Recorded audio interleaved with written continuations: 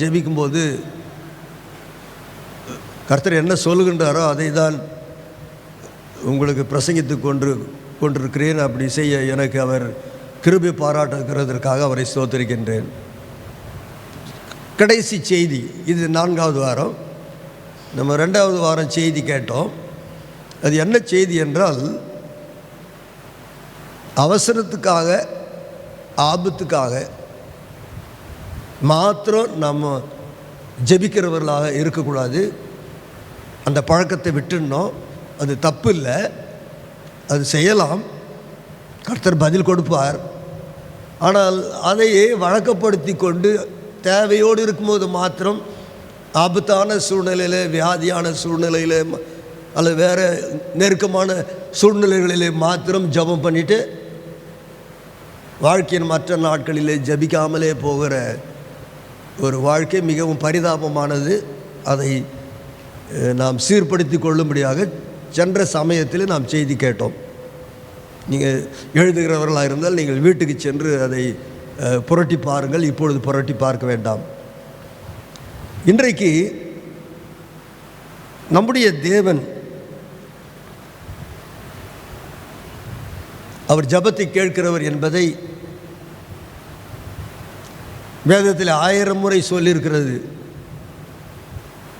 நான் வேண்டுமானால் 10,000 முறை அதை சொல்ல கடமைப்பட்டிருக்கிறேன். சங்கீதம் 65:2 இவ்விதமாக வாசிக்கின்றோம். சங்கீதம் 65:2, ஜெபத்தை கேட்கிறவரே, மாம்சமான யாவரும் உம்மிடத்தில் வருவார்கள்.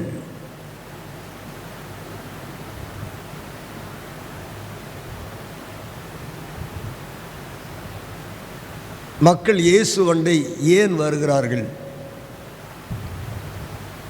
உலக மக்கள் திருச்சபையை ஏன் தேடுகிறார்கள்? ஒரே ஒரு ஆன்சர் தான், ஒரே ஒரு பதில் தான். யார் ஜெபித்தாலும், நீங்கள் ஜெபித்தாலும் நான் ஜெபித்தாலும், நம்முடைய தேவனுக்கு இருக்கிற குணங்களுள் ஒரு குணம், பிரதானமான குணம் என்று இன்றைக்கு நம்ம சொல்லலாம், அவர் ஜெபத்தை கேட்கிறவர். நம்ம ஜெபிக்கணும்னு அவர் எதிர்பார்க்கின்றார். ஆகவே தான் சங்கீதக்காரன் 65:2 சொல்லுகிறார், ஜெபத்தை கேட்கிறவரே, மாம்சமான யாவரும், மனிதனாக பிறந்தவன் எவனும் உம்மிடத்தில் வருவான். இன்றைக்கு வரலனாக நாளைக்கு வருவான்.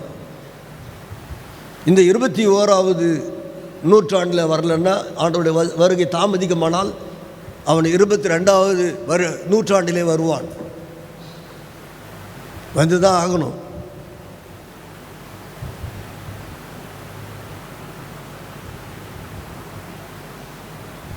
மூன்று 56 என்று சொல்லும்போது நாம் புலம்பல் 3ஆம் அதிகாரத்தை தான் நாம் வாசித்திருக்கிறோம் இன்றைக்கு வேத பகுதியாக. இப்போ வேத பகுதிக்கு தாண்டி அதற்கு பிறகு வருகிற வசனத்தை நான் இப்பொழுது வாசிக்க போகிறேன். புலம்பல் 3:56. கர்த்தாவே, உம்முடைய நாமத்தை பற்றி கூப்பிட்டேன், நீர் என் சத்தத்தை கேட்டீர். முதல் சங்கீதக்காரன் சொன்ன வசனம் அது பொதுவான கருத்து. ஜெபத்தை கேட்கிற தேவனை தேடி எல்லாரும் வருவார்கள். இங்கே எரேமியா தீர்க்கதரிசி அவர்தான் புலம்பல் நூலை எழுதியிருக்கின்றார். லாமெண்டேஷன் சிறப்பாக உச்சரித்தார்கள். அந்த புலம்பல் புஸ்தகத்தில் இந்த ஒவ்வொரு வசனமும் நீங்கள் வாசித்தீங்கன்னா அது ஒவ்வொரு வசனமும் அனுபவம் சார்ந்த வசனமாக இருக்கும். என்ன சொல்கிறார்? 3:56 கர்த்தாவே, உம்முடைய நாமத்தை பற்றி கூப்பிட்டேன், உம்மை நான் நோக்கி கூப்பிட்டேன், நீர் என் சத்தத்தை கேட்டீர். நம்முடைய கர்த்தர் நம்முடைய சத்தத்தை கேட்கிறவராக இருக்கின்றார். இது மாத்திரமல்ல, அடுத்த ஒரு காரியத்தை நாம் இன்றைக்கு ஒரு முறை சொல்ல வேண்டும், அதை கடைப்பிடிக்க வேண்டும். அவர் நாம் எப்பொழுது அவரை நோக்கி கூப்பிடுவோம், எப்பொழுது அவரை நோக்கி நாம் துதிப்போம். ஜெபம் என்பதில் சில மூலக்கூறுகள் இருக்கின்றன. முதலாவது அவரை புகழ்வது, நம்முடைய நன்றி அறிதலை தெரிவிப்பது, மூன்றாவதாக விண்ணப்பத்தை வைப்பது, மறுபடியும் ஒரு முறை அவருக்கு துதியும் கனமும் மகிமையும் செலுத்துவது. இப்பொழுது நான் சொன்னது நம் இரட்சகர் இயேசு நமக்கு கற்றுக் கொடுத்த பரமண்டல ஜெபத்திலிருந்து அந்த கருத்தை உங்களுக்கு 4 பகுதியாக பிரித்து உங்களுக்கு சொல்லியிருக்கின்றேன். ஆகவே நாம் எப்பொழுது அவர் நமக்கு அவருடைய உயர்த்தி, அவருடைய நாமத்தை உயர்த்தி அவரை புகழ்ந்து நாம் ஜெபத்தை துவங்கும்போது அது ஜெபத்தின் ஒரு பகுதி. இரண்டாவது, அவர் நமக்கு என்னென்ன நன்மை செய்திருக்கின்றாரோ அந்த செய்த நன்மைகளுக்கெல்லாம் துதி சொல்லி நன்றி சொல்லி அவரை மகிமைப்படுத்தும் போது, அடுத்ததாக நாம் அவரை நோக்கி ஏறெடுக்க வேண்டிய ஜெபத்தை நாம் செய்யும்போது, கடைசியில் ஒரு முறை கூட ஜெபத்தை முடிப்பதற்கு முன்பாக அவரை மகிமைப்படுத்தி அவரை துதிப்பது, அன்பர் இயேசுவின் மூலமாக அந்த மன்றாட்டை ஏறெடுப்பது நாம் கற்றுக்கொண்ட ஒரு உண்மை. நம்முடைய தேவன், உங்களுக்கு ஜெபிக்க விருப்பம் இல்லையோ என்னவோ, ஆனால் அவருக்கு ஒரு விருப்பம் இருக்குது. அது என்ன விருப்பம்? என் பிள்ளை எப்போ என்னை நோக்கி கூப்பிடுவான். ரொம்ப நாளாக பேசாமல் இருக்காளா என் மக, இன்றைக்கு ஆகிலும் பேசுவாளா என்று அவர் ஏங்குகின்றார்,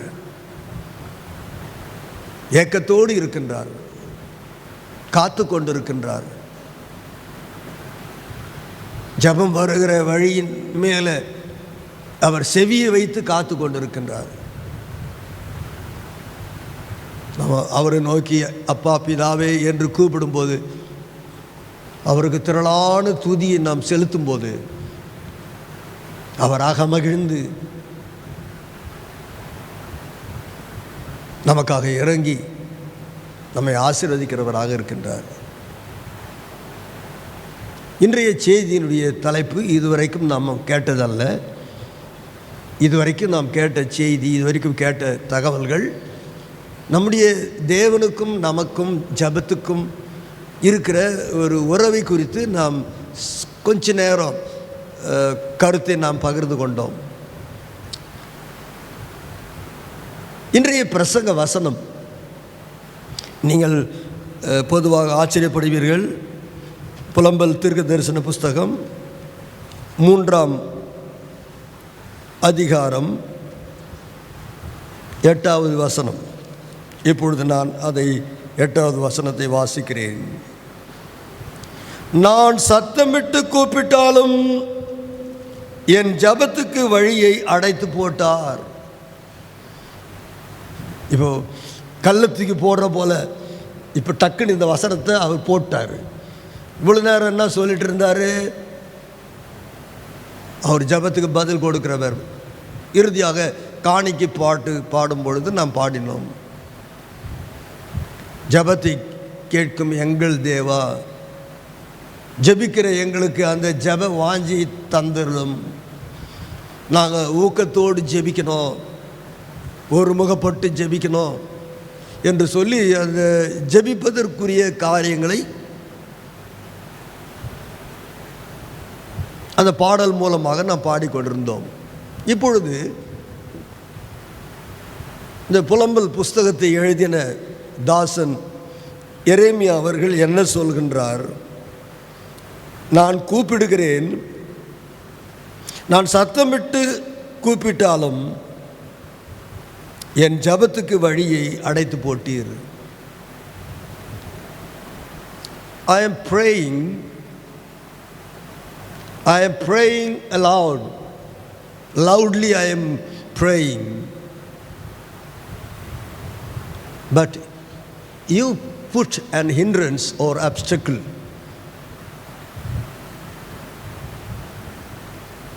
அங்கே ஒரு வார்த்தை இருக்கிறது, நான் சத்தமிட்டு கூப்பிடுகிறேன். நாம் அவரை நோக்கி சத்தமிட்டு கூப்பிட வேண்டிய அவசியம் இல்லை. அவர் தூரத்தில் இருக்கிறார் என்று நாம் விசுவாசிப்பதை விட அவர் நமக்கு அருகாமையில் இருக்கிறார் என்பதை நாம் விசுவாசிப்போம். அதிலும் அவர் நம் மத்தியில் இருக்கிறார் என்பதை நாம் விசுவாசிப்போம். அதிலும் அவர் என்னோடு கூட இருக்கிறார் என்பதை விசுவாசிப்போம். பக்கத்தில் இருக்கிறவர்களோடு நாம் சற்று சத்தத்தை குறைத்து பேசுவோம். தூரத்தில் இருக்கிறவர்களோடு நாம் சத்தமாக பேசுவோம். இந்த தீர்க்கதரிசி சொல்லுகின்றார், எரேமியா தீர்க்கதரிசி, நான் சத்தமிட்டு கூப்பிட்டாலும் நீங்கள் செவி கொடுக்க மாட்டீங்க, எனக்கு பதில் கொடுக்க மாட்டீங்க. எனக்கும் ஜபத்துக்கும், ஜபம் பண்ணுகிறவனுக்கும் ஜபத்தை கேட்கிறவருக்கும் இருக்கிற வழியை பிளாக் பண்ணிட்டீங்க. இது தீர்க்கதரிசி கர்த்தரை குறை சொல்லவில்லை, நன்றாக ஞாபகம் வைத்துக் கொள்ளுங்கள். நம்ம கர்த்தரை குறை சொல்கிறதுனால நமக்கு எதுவுமே கிடைக்காது. அவர் கொடுத்த நிறைவான நன்மைகளுக்காக நாம் அவருக்கு நன்றியாக இருக்கணும், அவருக்கு நன்றி சொல்லணும். ஆகவே இந்த வசனத்தில் இந்த தீர்க்கதரிசி கர்த்தரை குறை சொல்லவில்லை.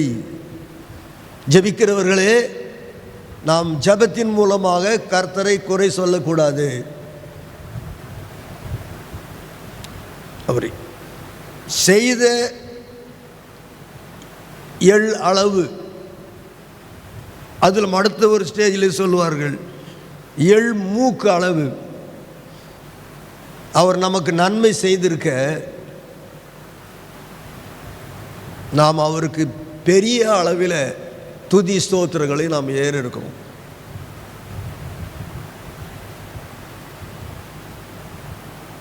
Though he did a small help or good, so we have to magnify that good or the help, and we have to magnify and manifest our Lord for that very purpose. கர்த்தர் நமக்கு செய்திருக்கிற சிறிய உபகாரங்களுக்காக.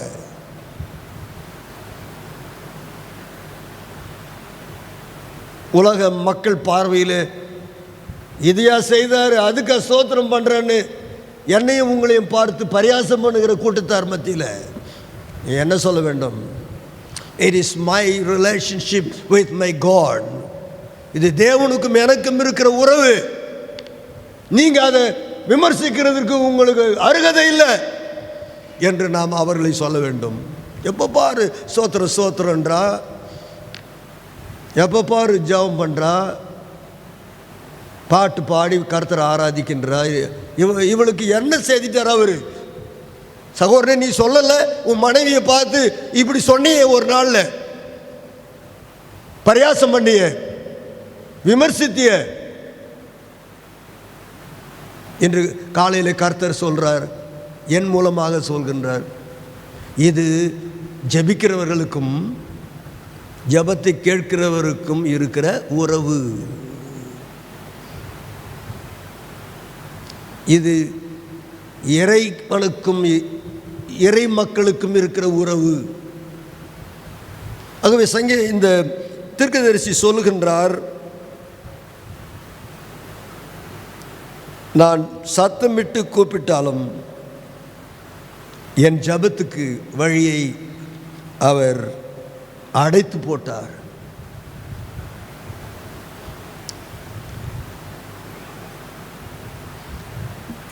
அதே கருத்தை ஏசாயா தீர்க்கதரிசி முதல் அதிகாரம் 15வது வசனத்தில் இவ்விதமாக சொல்கின்றார்.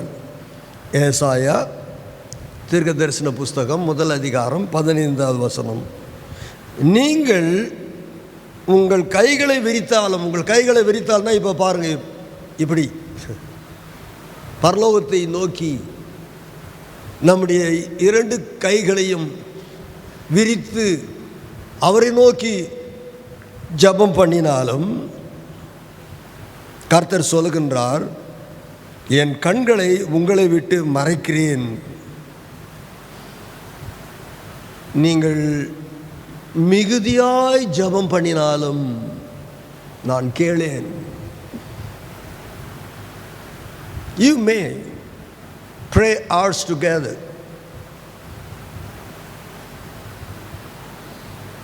மணிக்கணக்காக நேரம் எடுத்து நீங்கள் ஜெபிக்கிறவர்களாக இருக்கலாம். ஏசாயா தீர்க்கதரிசி சொல்றார்,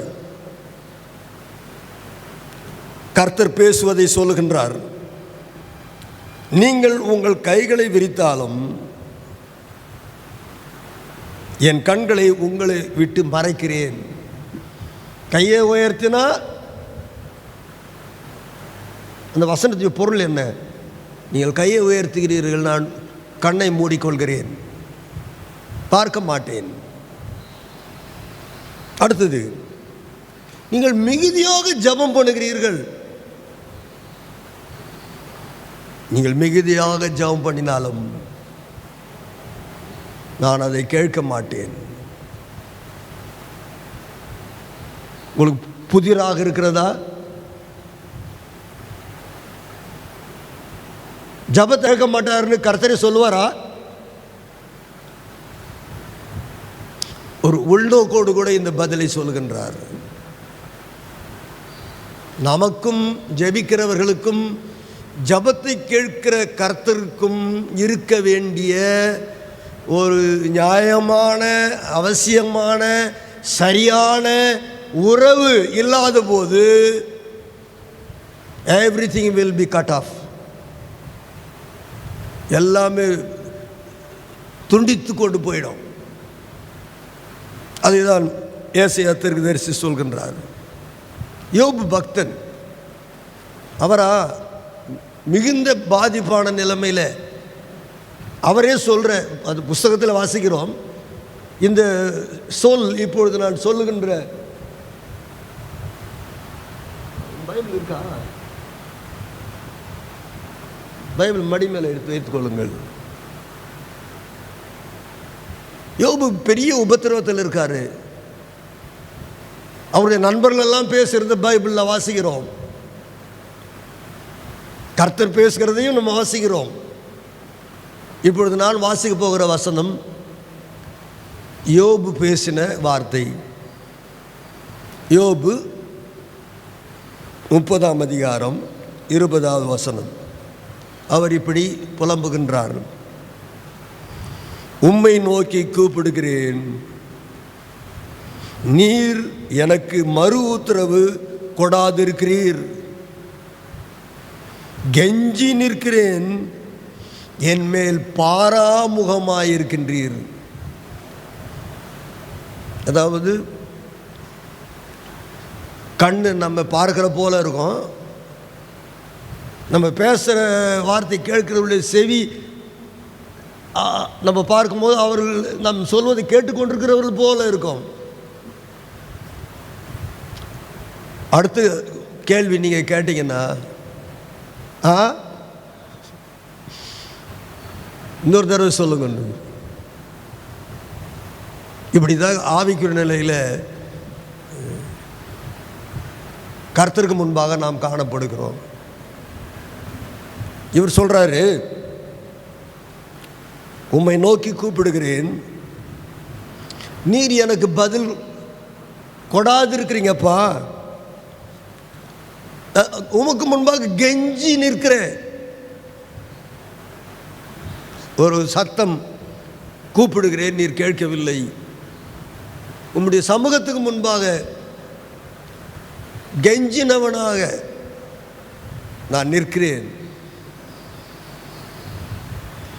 உதவிக்காக ஏங்கி நிற்கிறேன், பதிலுக்காக காத்திருக்கிறேன். நீரோ என்மேல் பாராமுகமாயிருக்கிறீர். அப்படின்னா பாராமுகம் என்றால் பார்த்தும் பார்க்காதது போல. ஜெபிக்கிற யோபு ஆகிய எனக்கு அவர் என்னை பார்க்கிறது போல தெரியுது. ஆனால் அவர் கர்த்தருடைய உள்ளான நிலைமையில் என் காட்சியும் சிந்தையில் பதிவாகலை, நான் பேசின வார்த்தையும் அவருடைய செவியில் கேட்கல. இது எல்லாம் கர்த்தருடைய பிள்ளைகள் ஜெபம் பண்ணும் பொழுது அவர்களுக்கு இருக்கிற நிலைமைகளை குறித்து சொன்னதை ஒரு 3 வசனங்களிலே நாம் பார்த்தோம். அடுத்த சில நிமிஷங்களிலே நம்முடைய ஜெபம் கேட்கப்படாததற்கான தடைகள் உங்கள் வாழ்க்கையில் கடந்த காலங்களில், குறிப்பாக இந்த 25வது வருஷத்தில் நீங்கள் ஜெபித்தும் உங்களுக்கு பதில் கிடைக்காத சூழல் ஒருவேளை உங்களுக்கு இருக்கலாம். நீங்கள் காரியங்களை நீங்கள் கேட்டிருக்கிறீர்கள், அதை அவர் கர்த்தர் கொடுத்திருக்கிறார். ஆனால் ஏதோ ஒரு சில காரியங்கள் நம்முடைய வாழ்க்கையில் கைக்கூடி வரலை, கர்த்தர் அதை நமக்கு கொடுக்கலை, பதில் கொடுக்கலை, ஜபத்துக்கு பதில் கொடுக்கலை. ஜபம் செய்தோம், ஆனால் அந்த ஜபத்திற்கு பதில் வரலை. இப்பொழுது ஒரு 18 காரணங்கள் உண்டு. அது எல்லாத்தையும் கர்த்தருடைய துணையோடு அதை சுருக்கி ஜபத்துக்கு தடையாக இருக்கிற 4 காரியங்களை குறித்து இன்றைக்கு நாம் மிக வேகமாக தியானிக்க போகிறோம். கிறிஸ்மஸ் ஆராதனையில் நீங்கள் எல்லாரும் என்னை பாராட்டினது போல இன்றைக்கும் கூட நீங்கள் போகும்போது நீங்கள் புகழ்ந்து கொண்டே போகும்படியாக. எதற்கு புகழப் போகிறீர்கள்? செய்திக்காக அல்ல, நேரத்தோடு முடிச்சிட்டாரு புண்ணியமாக வாழ்க என்று நீங்கள் வாழ்த்தி கொண்டே போகிறீர்கள். ரொம்ப பேர் முகத்தில் ரொம்ப சிரிப்பு வருது. அப்போ நீங்கள் எப்படி இருக்கிறீங்கன்றத நீங்களே காட்டுகின்றீர்கள். முதலாவது தலைப்பு ஆங்கிலத்தில் hindrances to prayer. ஜபத்திற்கான தடைகள், ஜபம் கேட்கக்கூடாதபடி இருக்கிற தடைகள் அநேகம் சொல்லிக்கொண்டே போகலாம். ஆனால் ரத்தின சுருக்கமாக 4 காரியங்களை இன்றைக்கு முடித்து நாம் கடந்து செல்வோம். நீங்கள் தொடர்ந்து செய்திகளை குறிப்பெடுத்திருந்தால் நீங்கள் வாசித்து பாருங்கள். கர்த்தருடைய ஆவியானவர் எப்படி ஒரு ஆசிரியர் ஒரு மாணவனுக்கு கற்றுக் கொடுப்பது போல எனக்கு கற்றுக் கொடுத்து உங்களுக்கு அதை கற்றுக் கொடுக்கிற அந்த வகையை நான் எண்ணி பார்க்கும்போது நான் அதிகமாக ஆச்சரியப்படுகின்றேன். முதலாவதாக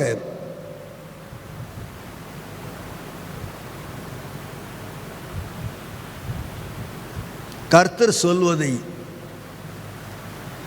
நாம் கேட்டும் அதற்கு செவி கொடாமல் போதல். கர்த்தர் வசனத்தின் மூலமாக பேசுகின்றார்,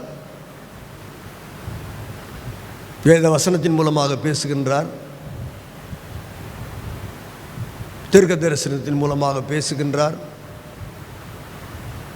கனவுகள் காட்சிகள் காண வேண்டுமே என்று பாடினோமே, அதுபோல ஆண்டவர் சொப்பனத்தின் மூலமாக தரிசனத்தின் மூலமாக நம்மோடு கூட பேசுகின்றார். அவர் நம்மோடு கூட பல வகையிலே வழியிலே அவர் பேசுகின்றார். அது தலையாய தடை என்னவென்றால்,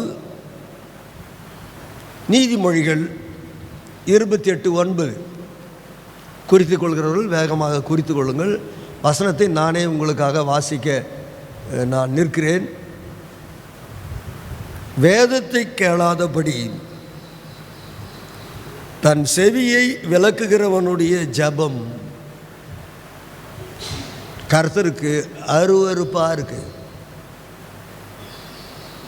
வேதத்தை கேளாதபடி என்றால் என்ன அர்த்தம்? கர்த்தர் உரைக்கிற வார்த்தைகளை, எனக்கும் உங்களுக்கும் அவர் கொடுக்கிற வார்த்தைகளை நாம் கேட்டு, கேளாமல் என்ன காதில் கேட்கறது இல்லை, கேட்டு நடப்பதின் மூலமாக, வசனத்தின் வழியாக நடப்பதின் மூலமாக, கேட்கிற வசனத்திற்கு கீழ்ப்படிவதின் மூலமாக, இப்படி ஒவ்வொரு முறையும் நீங்கள் வேதம் வாசிக்கும் போதோ அல்லது செய்தி கேட்கும் போதோ நீங்கள் ஜெபிக்கும் போதோ ஆண்டவர் ஒரு காரியத்தை உங்கள் வாழ்க்கையிலே செய்யும்படியாக, ஒரு மாற்றத்தை கொண்டு வரும்படியாக, உங்களை சீர்பொருந்த செய்யும்படியாக, உங்களை திருத்தும்படியாக, உங்களை கரெக்ட் பண்ணும்படியாக ஆண்டவர் விதவிதமாக ஆண்டவர் பேசிக்கொண்டே இருக்கிறார். அதை கேளாதபடி, கீழ்ப்படியாமல், வசனத்துக்கு கீழ்ப்படியாமல் போகிறவனுடைய ஜபம் கர்த்தருடைய பார்வையில் அருவருப்பாக இருக்கு. நாம் ஜெபிக்கிறோம், நான் தான் எக்ஸ் ஜெபிக்கிறேன், ஏ என்ற ஜபத்தை நான் செய்கின்றேன், அதை ரிசீவ் பண்ணக்கூடிய கர்த்தர் என் ஜபத்தை அருவருக்கிறார் என்றால் அதற்கு என்ன பொருள்? சொல்லுவாங்கள்ல, நீயும் வேணா, உன் காசும் வேணாம், நீயும் வேணாம், உன் சோறை வேணாம், எடுத்துன்னு போயா, நீயும் வேணாம், உன் புடவையும் வேணாம், நீயும் வேணாம், உன் மாலையும் வேணாம். மக்கள் அப்படி சமுதாயத்தில் பேசுகிறதை நான் கேட்டிருக்கிறேன், நீங்கள் எல்லாரும் கேட்டிருப்பீர்கள். நாம் கொடுப்பதை ஒருவர் நிராகரிக்கும் போது பொருளை மாத்திரமல்ல, கொடுக்கிறவரையே அவர்கள் அவமதிக்கின்றார்கள். அப்படித்தானே? இங்கே தான் பாலவாகத்தில் ஒருவருடைய சரீரம் கடத்தப்பட்டிருக்கிறது. அவருக்கு மாலை போடும்படியாக வந்து மாலை போட்டார்கள். அந்த மாலையை அப்படி பிடிச்சி அப்படி தூக்கி அப்படி எரிஞ்சிட்டாங்க ஒரு அம்மா. She shown her enmity by throwing the garland. மாலையை கொண்டு வந்து மிகுந்த பயபக்தியோடு கனத்தோடு இறுதி மரியாதை செலுத்தும்படியாக வந்த அந்த மனிதனை அவர்கள் ஏற்றுக்கொள்ளவில்லை. இப்போ கேட்ச் பண்ணிட்டு இருப்பீங்கன்னு நினைக்கிறேன். அந்த மனிதனை அவர்கள் ஏற்றுக்கொள்ளவில்லை, அவர்கள் மாலையையும் ஏற்றுக்கொள்ளவில்லை. அவருடைய மாலையை ஏற்றுக்கொள்ளாததை அவரை ஏற்றுக்கொள்ளாததை ரூபகாரப்படுத்தும்படியாக அவருடைய மாலையை ஏற்றுக்கொள்ளவில்லை. ஜபம் இறைவனுக்கு நாம் போடுகின்ற மாலை, புகழ் மாலை, துதி மாலை. என் வார்த்தையே நீ கேட்கல, கர்த்தர் சொல்றாரு. என் வார்த்தையை கேட்காத உன்னுடைய வார்த்தையை நான் கேட்க மாட்டேன். அது இறுதியான வாக்கியம். என் வார்த்தையை நீ கேட்கல, உன் வார்த்தையை நான் கேட்கறதுக்கு உன் வார்த்தையில் என்ன அருகதை இருக்கு? We don't have relationship at all, for you didn't listen to my words, but you are praying and praying, spending minutes and hours together. என் சொல்ல நீ கேட்கல, ஆனால் நீ ஜெபித்து கொண்டே இருக்கிற, மணிக்கணக்கா ஜெபிக்கிற, மீட்டரா ஜெபிக்கிற. நான் உன் ஜபத்தை கேட்பேன்னு நினச்சிட்டு இருக்கிறியா? அவர் சொல்கிறாரு, நான் சொல்கிறத நீ கேளாமல் போகும்போது நீ சொல்கிறத நான் கேட்க மாட்டேன்னு சொல்கிறாரு.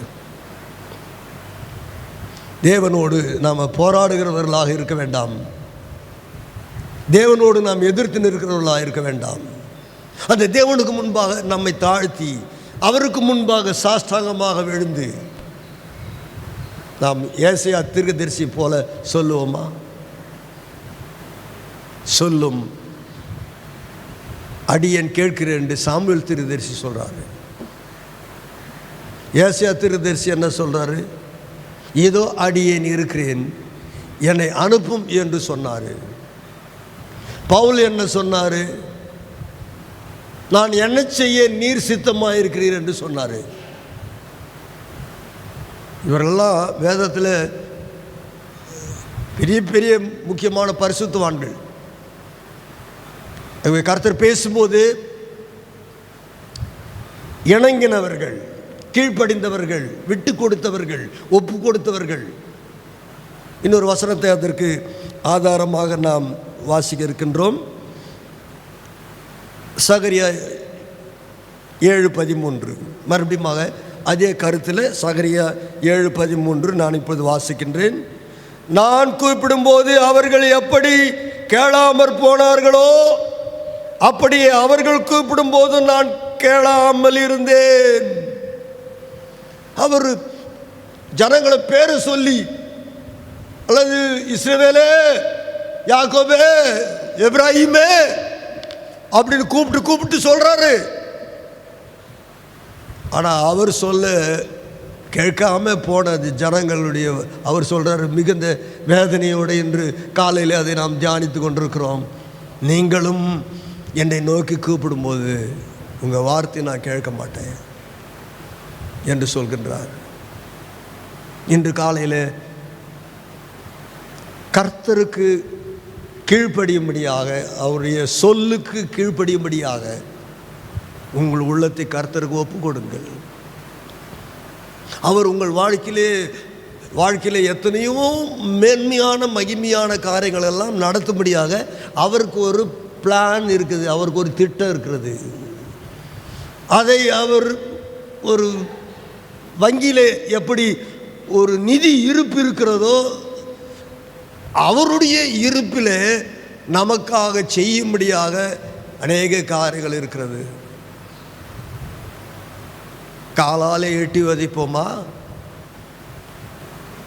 சிரம் தாழ்த்தி அவருக்கு ஒப்பு கொடுத்து, இதுவரை கேட்காத நான், கீழ்ப்படியாத நான், வசனத்துக்கு முன்பாக நடுங்காதவனாகிய நான், வசனத்தை உதாசீனம் பண்ணினவனாகிய நான், இன்று முதல் வசனத்திற்கு நான் கீழ்ப்படுகிறேன்.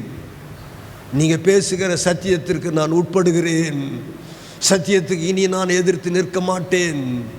அப்படிப்பட்ட கீழ்ப்படுகிற ஆவியை பரிசுத்த ஆவியானவர் இன்று காலையில் சூழ வந்திருக்கிற நம் ஒவ்வொருவருக்கும் தரும்படியாக நான் ஜெபிக்கின்றேன்.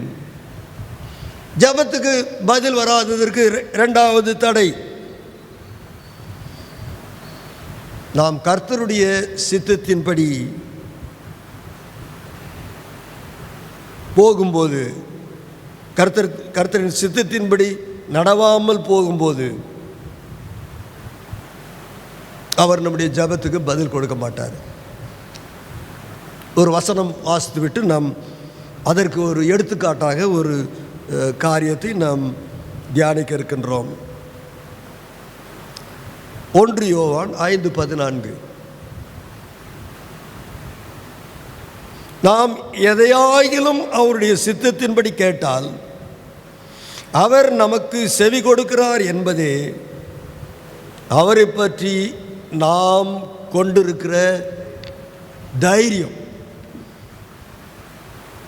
என்ன சொல்கிறாரு? நாம் எதையாகிலும் ஜெபிக்கிற நாம், யாராகிலும், எவரையாகிலும் ஜெபிக்கிற நாம், எதையாகிலும் நாம் அவரிடத்தில் அவருடைய சித்தத்தின்படி கேட்டால் Pray by seeking the will of God. We have to ask our God with His will. நம்முடைய ஜபமோ, ஜபத்தை கேட்கிறவரோ, ஜபத்துக்கு பதில் கொடுக்கிறவருடைய மத்தியில், அது வேறு வார்த்தையில் சொன்னால், ஒரு ஏக சிந்தை காணப்பட வேண்டும். அவருடைய விருப்பம்தான். கொஞ்சம் என்னோடு சேர்ந்து சொல்லுங்கள், கொஞ்சம் தண்ணி குடித்து விட்டு சொல்லுங்கள். இப்பொழுது அவருடைய விருப்பம்தான் என்னுடைய விருப்பம். அவருடைய விருப்பத்துக்கு மாறாக நான் ஒன்றை கேட்க மாட்டேன். ஆகவே கர்த்தர் நமக்கு தந்திருக்கின்ற வேத வசன அறிவை கொண்டு, கர்த்தர் ஈவாக தந்திருக்கின்ற பரிசுத்த ஆவியானுடைய கிருபையை கொண்டு, இத்தனை ஆண்டுகள் கிறிஸ்துவுக்காக வாழ்ந்தோமே அந்த அனுபவத்தை கொண்டு, எதுதான் தேவனுடைய சித்தம், எது தேவனுடைய சித்தமாக இருக்கும், எது தேவனுடைய சித்தமாக இராது என்று, எது தேவனுடைய சித்தமாக இருக்கும், எது தேவனுடைய சித்தமாக இருக்காது என்று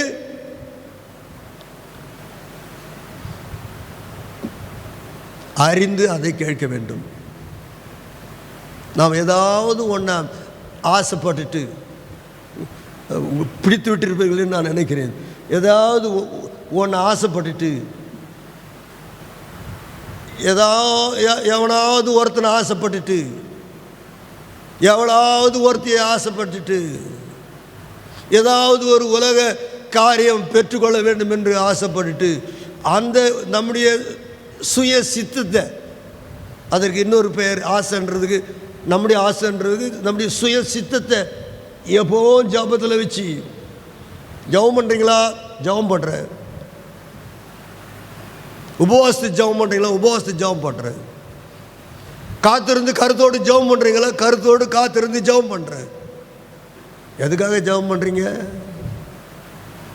கர்த்தருக்கு விருப்பமில்லாத ஒரு காரியத்தை பிடிவாதமாக கர்த்தர் கொடுக்கணும்னு சொல்லிட்டு ராப்பகலா ஜெபிக்கிறீங்களே, கருத்தாய் ஜெபிக்கிறீர்களே. இன்று கர்த்தருடைய வார்த்தை உங்களுக்கு புறப்பட்டு வருகிறது. நீங்கள் ஏமாற்றம் அடைந்து போகிறீர்கள். நீங்கள் ஏற்கனவே ஏமாந்து விட்டீர்கள். இன்றைக்கும் ஏமாந்த நிலையிலே சபைக்கு வந்திருக்கிறீர்கள். அடுத்த ஆண்டிலும் நீங்கள் ஏமாறப் போகிறீர்கள். நீங்கள் கர்த்தரை ஏமாற்றினால் அவர் உங்களை ஏமாற்றுவார். நீங்கள் கர்த்தருடைய சித்தத்தை செய்தால் அவர் தம்முடைய சித்தத்தை உங்களுக்கு வெளிப்படுத்துவார். அவர் தம்முடைய சித்தத்தின்படி உங்களை ஆசீர்வதிப்பார். அவருடைய திருவுள சித்தத்தின்படி உங்களை மேன்மைப்படுத்துவார். உங்களை வளர்த்து வாழ வைப்பார்.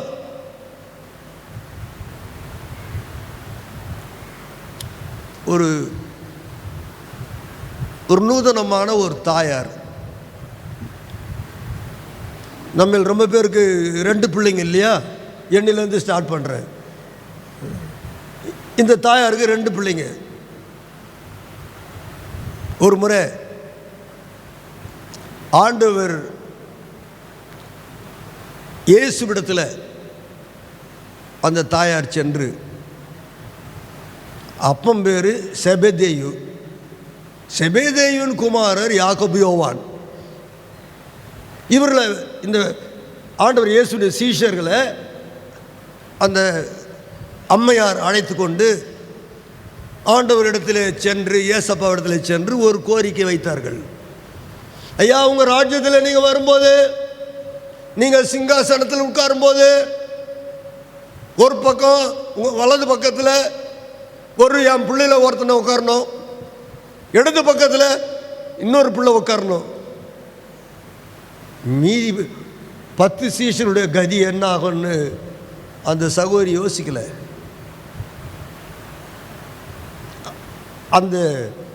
அந்த சுயம் என்கிற அந்த பேய், தன்னலம் என்ற பேய்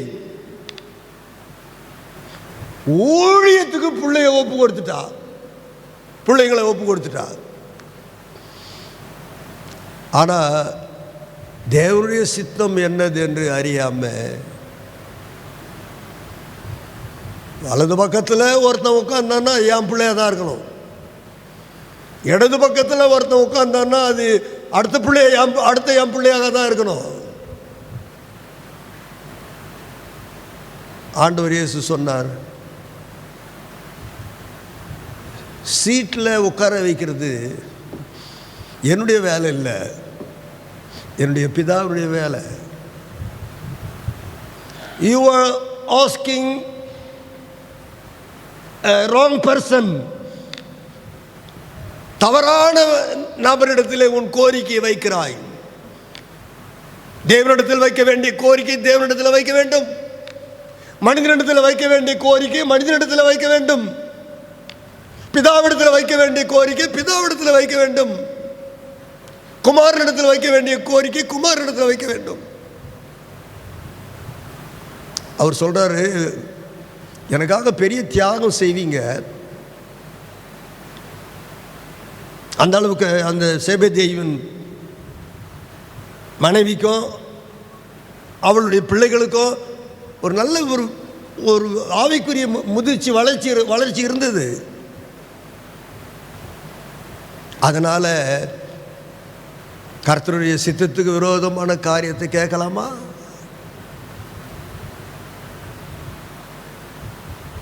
எனக்கும் இங்கே ஆலயத்தில் உட்கார்ந்து கொண்டிருக்கிற உங்களுக்கும் கர்த்தரோடு நல்ல ஒரு இணக்கம் இருக்கலாம். நம்ம மனசாட்சி சொல்லும், ஏசப்பாவை நான் மனதார நேசிக்கிறேன், அவர் எதை கேட்டாலும் எனக்கு கொடுப்பார் என்ற ஒரு நம்பிக்கை நமக்கு இருக்கலாம். ஆனால் அது தேவ சித்தம் இல்லாமல் இருந்தால் அந்த காரியத்தை நீங்கள் பெற்றுக்கொள்ள முடியாது. ஆகவே இன்று இரண்டாவது குறிப்பாக நாம் பார்க்கின்றோம், மத்தேயு 20ஆம் அதிகாரம் 20-23. அதுதான் செபெதி குமாரரை குறித்த அந்த கோரிக்கை அங்கே நம்ம வாசிக்கிறோம். மத்தேயு 20:20-23 வசனங்களில் நாம் ஏற்கனவே அந்த சத்தியத்தை நாம் வாசித்து தியானித்து முடித்து விட்டோம்.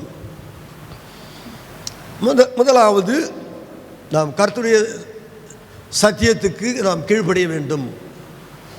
இரண்டாவதாக நாம் இதுவரைக்கும் பார்த்திருக்கிறோம், தேவனுடைய சித்தத்தை அறிந்து நாம் ஜெபிக்க வேண்டும். மூன்றாவதாக மனிதரோடு ஐக்கியம் இல்லாமல் சகோதர சகோதரிகளோடு ஒப்புரவு இல்லாமல் ஜெபித்தால் அந்த ஜெபம் கேட்கப்படாது. கடைசியாக ஒரு கேள்வி கேட்கப்பட்டது, ஞானஸ்தானம் எடுத்து சபையிலே சேர்கிறவர்களுக்கு. நீங்கள் கவனித்தீர்கள், அதை இவங்க இன்றைக்கு தலையசித்தார்கள், ஆனால் நம்ம நடைமுறையில் அதை செய்யாமல் இருக்கிறோம். என்ன கேள்வி கேட்டார்? சபையில் இருக்கிற எல்லாரோடும் நீங்கள் ஐக்கியமாக இருப்பீங்களா? Oh my beloved brother and sister, do you have real fellowship with your fellow believers in the church? திருச்சபையில் இருக்கிற சகோதர சகோதரிகளோடு உங்களுக்கு ஐக்கியம் இருக்குதா? நீங்க என்ன சொல்றீங்க?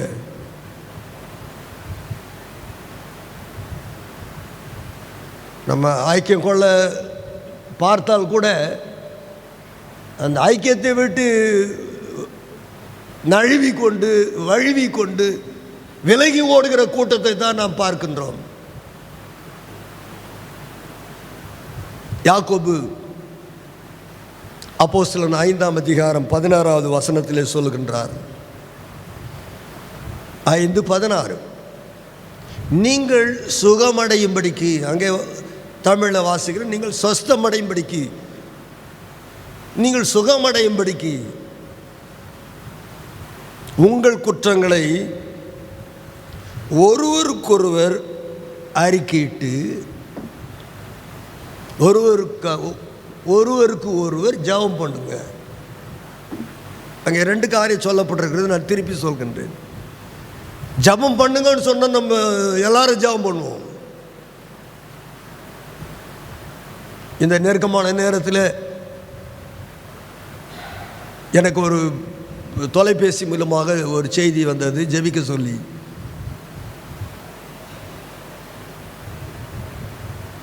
எங்கள் நாத்தனார் மகள் மிகவும் இக்கட்டான நிலைமையில் இருக்கின்றார்கள். அவர்கள் கழுத்தில் இருக்கிற நரம்பு மூலிமா அவங்களுக்கு ஒரு ட்ரீட்மெண்ட்டு பண்ணணும் சொல்கிறாங்க.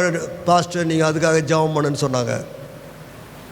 25ஆம் தேதி. ஆனால் நேற்று நான் ஜெபம் பண்ணிவிட்டு அவர்களோட கூட ஃபோனில் பேசின போது ஓமந்தூரார் மருத்துவமனையில் அந்த மகள் சுகமாக இருக்கிறார்கள் என்ற செய்தி கிடைத்திருக்கிறது. ஜெபம் செய்வது ஒன்று. 2 காரியத்தை சொல்கிறார். நீங்கள் சுஸ்தம் அடையும்படிக்கு, சுகம் அடையும்படிக்கு. ஒருவர் குற்றங்களை ஒருவருக்கொருவர் அறிக்கையிட்டு ஒப்புரவாகுங்கள், நல் மனம் பொருந்துங்கள், அவர்களுக்காக ஜெபியுங்கள். ஜெபம் என்பது மினிஸ்ட்ரி.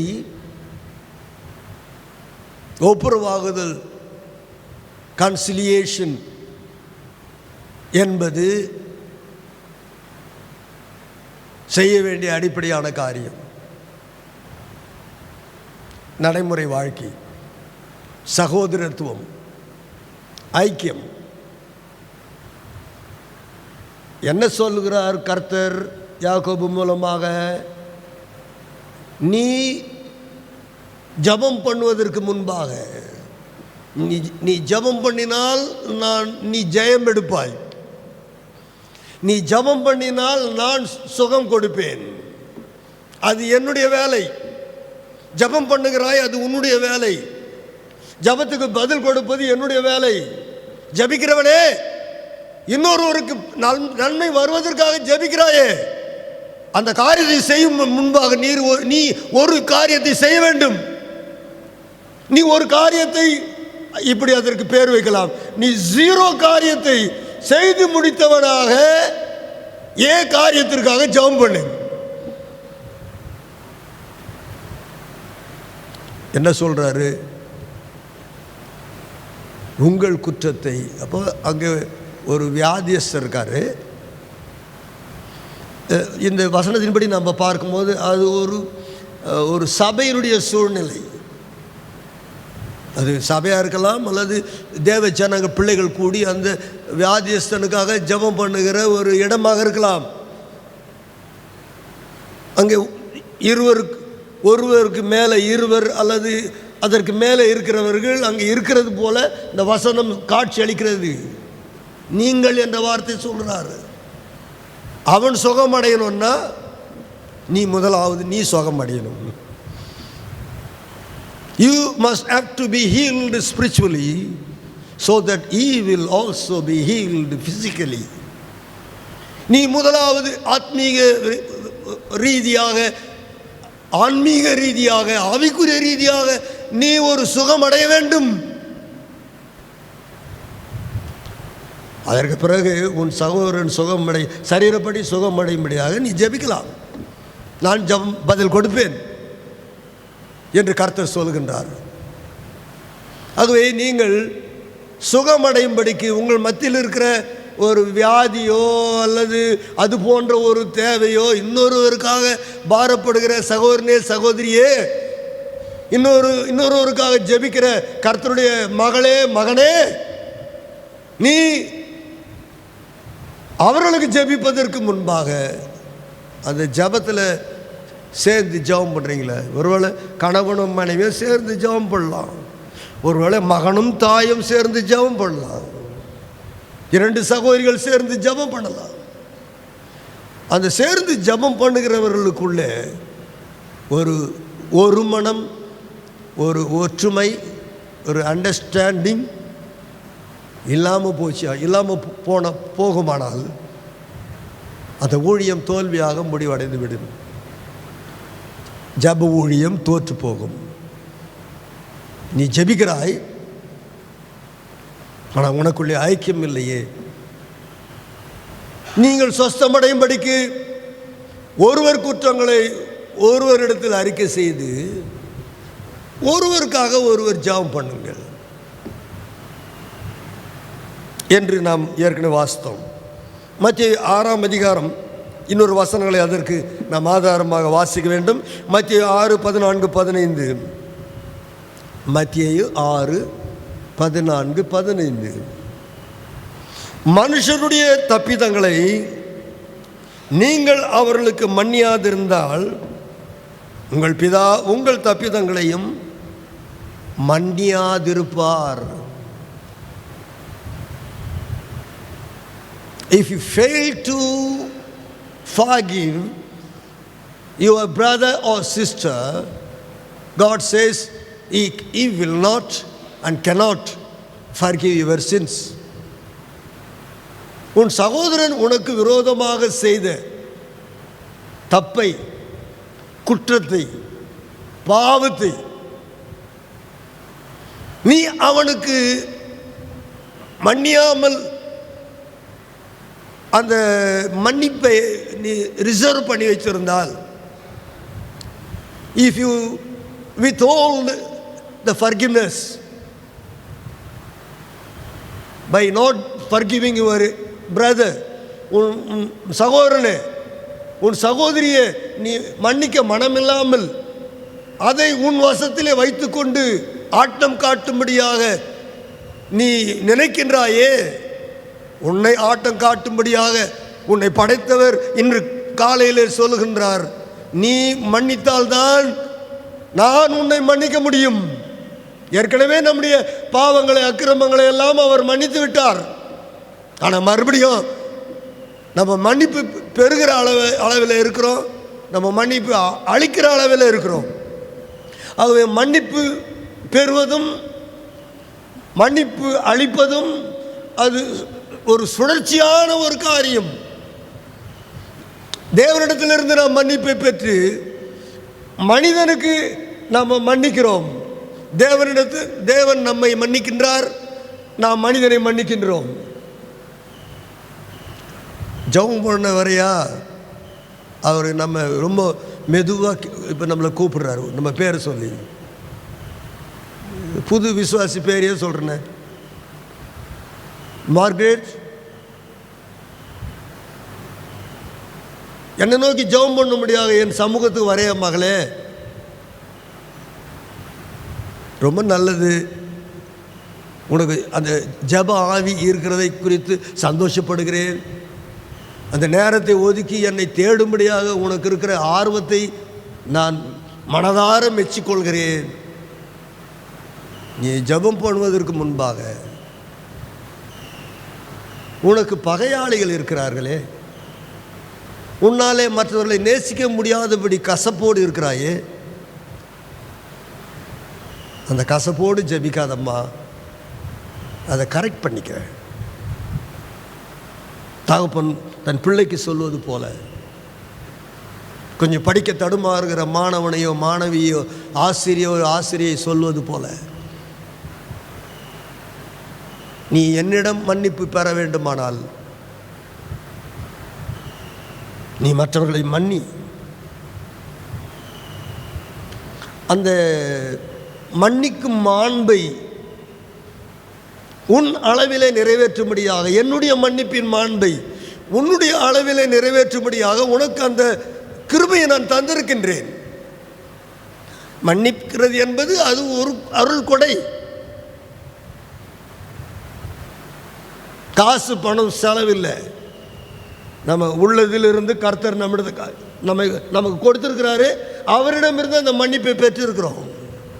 மன்னிப்பை பெற்ற தேவ பிள்ளையே, மற்றவர்களுக்கு நீ மன்னித்து விட்டு இந்த மகேசனை நோக்கி அப்பா பிதாவை என்று கூப்பிடு. விரோதியுடைய பேரை கூட உனக்கு உச்சரிக்க உனக்கு விருப்பம் இல்லையே.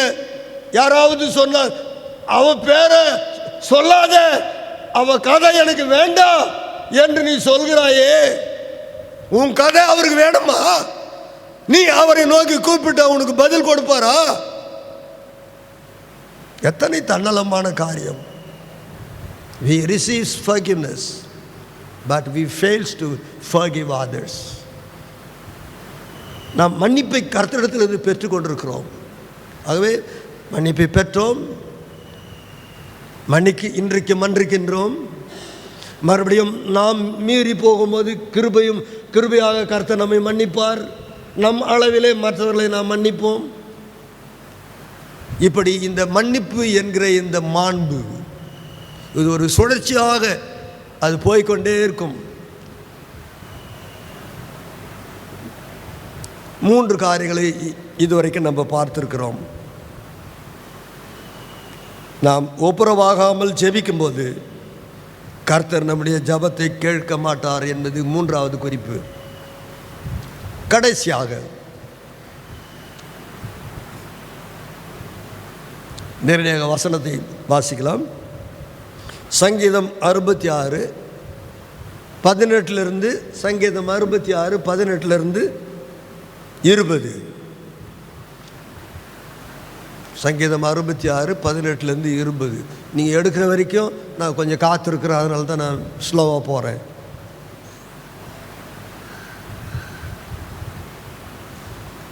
என் இருதயத்தில் அக்கிரம சிந்தை கொண்டிருந்தேனானால் ஆண்டவர் எனக்கு செவி கொடார்.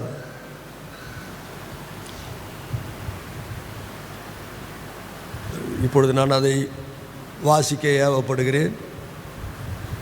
பக்கம் 709.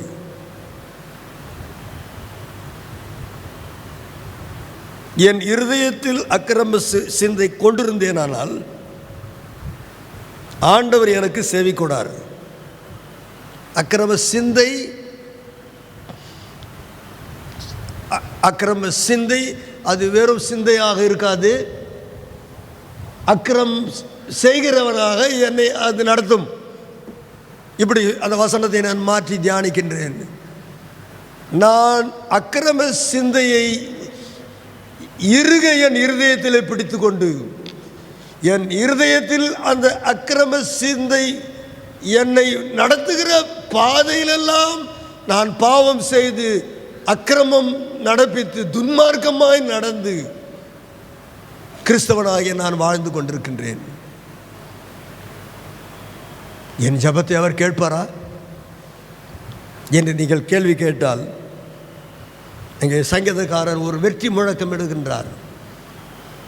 மெய்யாய் தேவன் எனக்கு செவி கொடுத்தார், என் ஜெபத்தின் சத்தத்தை கேட்டார். இந்த அனுபவம் நாம் ஒவ்வொருவருக்கும் தேவை.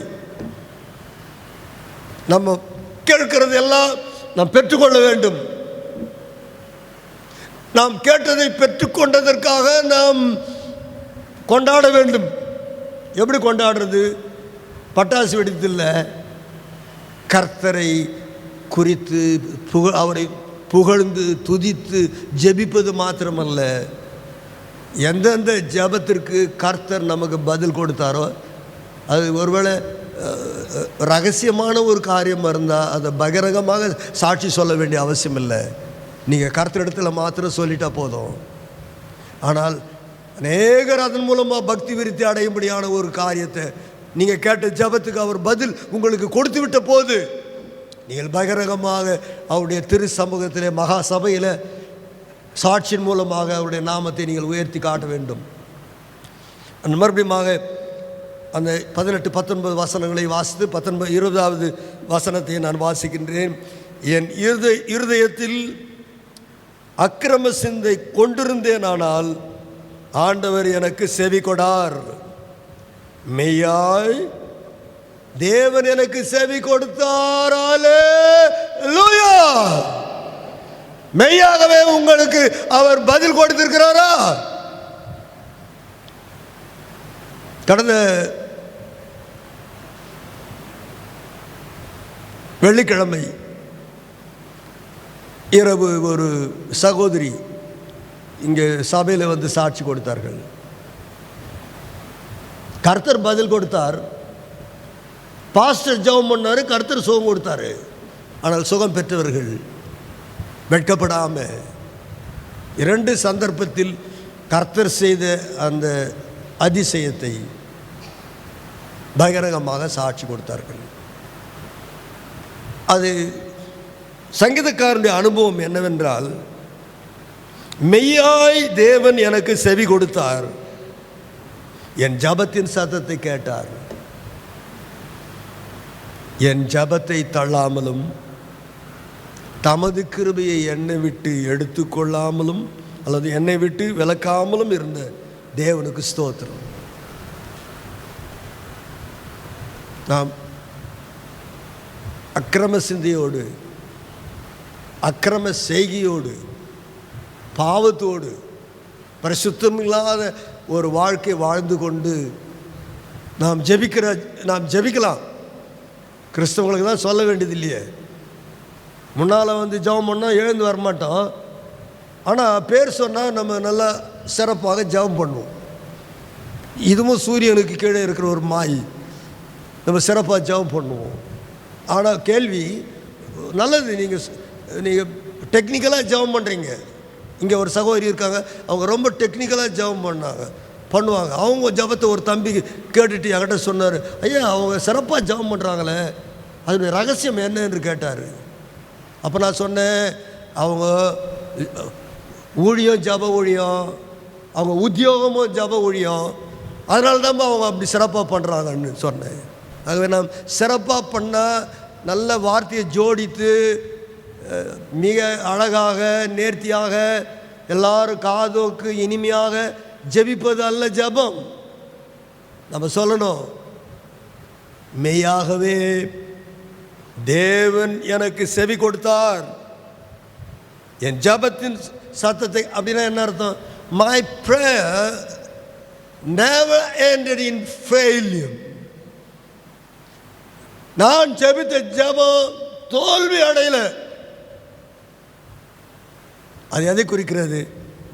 தோல்வி அடையாத ஒரு கர்த்தரை நோக்கி, தோய்ந்து போகாத ஒருவன், அதாவது தளர்ச்சி அடையாத ஒருவன், களைத்து போகாத ஒருத்தி, வெற்றி கொடுக்கிற தேவனை நோக்கி தளராது ஜெபித்த ஒரு தேவ பிள்ளை ஜெபித்த ஜபத்தை கர்த்தர் கேட்கிறார். ஜபத்தை கேட்டு சங்கீதக்காரன் இறுதியாக தன் சாட்சியை சொல்கிறாரு. நீங்கள் சொல்கிற மாதிரி உங்கள் லாங்குவேஜிலே சொல்கிறேன், ஏஸ்பா என் ஜபத்தை தள்ளாமலும் தமது கிருபையை என்னை விட்டு விலக்காமலும் இருந்த தேவனுக்கு ஸ்தோத்திரம். 2 காரியம் சொல்கிறார் அந்த 20ஆம் வசனத்தை. அவர் ஜபத்தை தள்ளல, 2வது அவருடைய கிருபையை என்னை விட்டு எடுக்கலை. அப்போது அந்த வசனத்துடைய அர்த்தம் என்னன்னா, ஜபிக்கிறவர்கள் தேவனை நோக்கி ஜபிக்கிறார்கள். ஜபத்தை கேட்கிற கர்த்தர் அவர் கிருபை அளிக்கிறாரு. வசனத்தில் அவர் அதிகமான கிருபை அளிக்கிறாரே என்று நம்ம வாசிக்கிறோம். அதிகமான கிருபை அளிக்கிற அவர் ஜபத்தை கேட்கிறார், ஜபிக்கிறவனுக்கு பதில் கொடுக்கிறார். அப்போ அந்த மனுஷனுக்கு என்ன பேர்? கொஞ்சம் சொல்லுங்க, மாடியில் இருக்கிறவங்க சொல்லுங்களேன். கிஃப்டட் பர்சன், கிருபை பெற்ற மனிதன். நம்ம ஜபத்துக்கு அவர் ஜபத்தை வாஞ்சிக்கிறாரு. நம்ம எப்போ ஜபிப்போன்னு அவர் காத்திருக்கிறாரு. நம்மளை ஜபம் கேட்கக்கூடாதபடி இருக்கிற தடைகளை நமக்கு சுட்டி காட்டுறாரு. நாம் அதற்கு பக்குவமாகி அவருக்கு நம்மை ஒப்பு கொடுத்து அவரோடு ஒப்புரவாகி அவருடைய பிள்ளைகளோடு ஒப்புரவாகி ஒரு சமாதானமான ஒரு கிறிஸ்தவ வாழ்க்கை வாழ்ந்து நமக்கு எல்லா ஜபத்துக்கும் பதில் வந்து கொண்டே இருக்கிறது. இந்த அனுபவம் ஒரு நபருக்கு இருந்தால், சங்கீதக்காரன் சொல்கிறாரு, அவர் என் ஜபத்தை தள்ளலை, அவர் எனக்கு ஏற்கனவே கொடுத்திருந்த கிருபையை என்னை விட்டு எடுத்துக்கல. அப்படின்னு என்ன அர்த்தம்? ஏற்கனவே அவர் கொடுத்த கிருபை என்னோடு கூட இருக்குது. அது 1 கோடி. நான் ஜெபித்த ஜெபத்திற்கு அவள் பதில் கொடுத்தது 1 லட்சம். நான் இப்பொழுது 1 கோடியே 1 லட்சத்துக்கு ஆவிக்குரிய சொந்தக்காரனாக இருக்கிறேன். கொஞ்சம் சொல்லுங்கள், உங்களை உற்சாகப்படுத்த முடியாது. இது நான் சொல்கிறேன். அவர் ஏற்கனவே எனக்கு கிருபை தந்திருக்கின்றார். நான் ஒரு கிருபை பெற்ற தேவ பிள்ளை. ஏதோ ஒரு சந்தர்ப்ப சூழ்நிலையினால அந்த கிருபையை நான் இழந்தவளாக காணப்படுகிறது உண்மைதான். ஆனால் இப்பொழுதாகிலும் என்னை நோக்கி என் மகனோ கூப்பிடுவான் என்று அவர் எதிர்பார்க்கின்றார். என்னால் அவர் ஜபத்தை தள்ளாதவர். அவர் என்னுடைய ஜபத்தையும் தள்ளலை. அவர் எனக்கு ஏற்கனவே கொடுத்திருந்த கிருபையையும் என்னை விட்டு எடுக்கலை. அப்போது ஒரு ஜபத்துக்கு பதில் கொடுக்குற கர்த்தர் என்னோடு கூட இருக்கிறார். நான் ஏற்கனவே பெற்றிருக்கிற கிருபையின் மேலே இன்னும் கிருபையின் மேலே நான் வளர வேண்டும், என்னை வாழ வைக்க வேண்டும் என்று அவர் விரும்புகின்றார். ஆகவே ஜபத்திற்கு பதில் பெறுகிற ஒரு கிறிஸ்தவ அனுபவம், அது தலையாய அனுபவம். அது உங்களுக்கு இருக்கிற தேவ கிருபையை அப்படியே உயர்த்தும்படியான ஒரு அனுபவத்துக்கு நேராக உங்களை வழி நடத்தும். இந்த மேலான அனுபவத்தை கர்த்தர் நமக்கு மென்மேலும் தரும்படியாக நாம் இப்பொழுது ஜெபம் பண்ணுவோம். அன்பின்